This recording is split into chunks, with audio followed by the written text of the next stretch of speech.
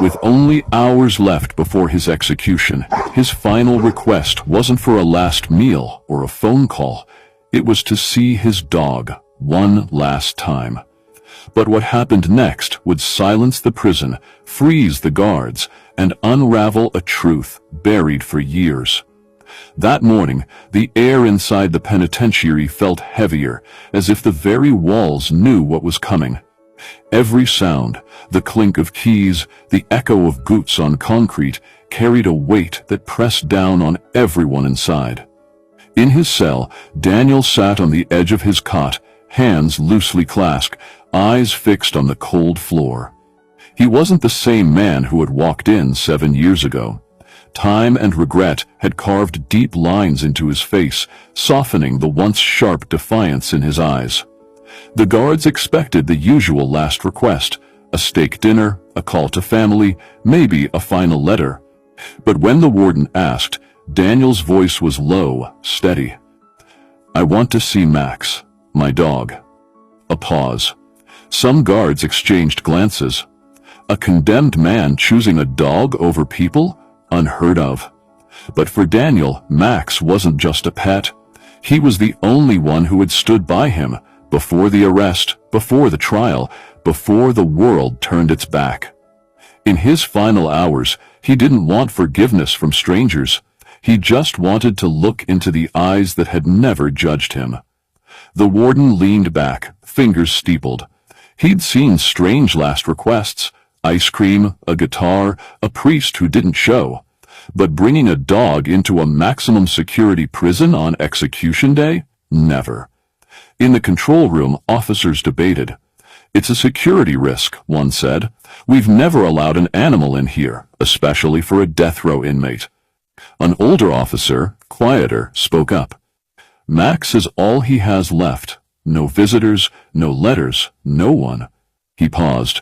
"Maybe we should let him go in peace." The warden requested the file. Daniel's record was clean. No fights, no infractions, no escape attempts. And in the personal notes, owned a German shepherd named Max for 8 years. The dog was seized at the time of arrest. After a long silence, the warden nodded. "Under strict supervision. Yard only. 10 minutes." Word spread fast. Some guards shook their heads. Others whispered about the bond between a man and his dog. For Daniel, those 10 minutes were an eternity. Somewhere out there, Max was on his way. And neither knew how much this moment would change everything. The prison yard stood still as the far gate creaked open.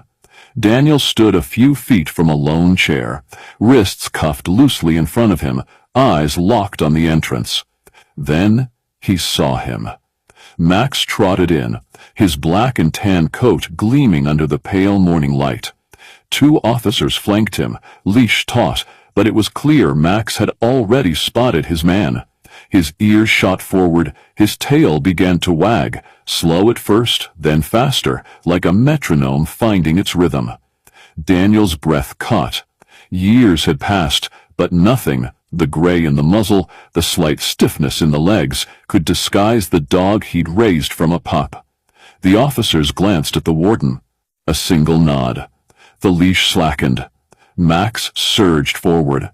Daniel dropped to his knees just as the dog slammed into his chest, pressing his head into Daniel's shoulder, whining, a sound caught between joy and grief.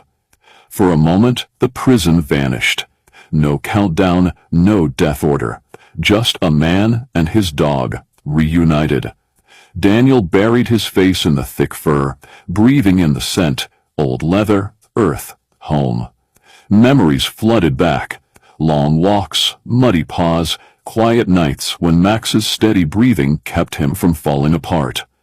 But then, Max froze. His body went rigid. Tail stopped mid-wag. Ears pivoted. A deep, guttural growl rumbled from his chest. Daniel felt it before he heard it. Max wasn't looking at him anymore. His gaze was locked on a man standing 10 feet away. Officer Jenkins, tall, stiff, hands clasped behind his back. The growl deepened. Teeth flashed.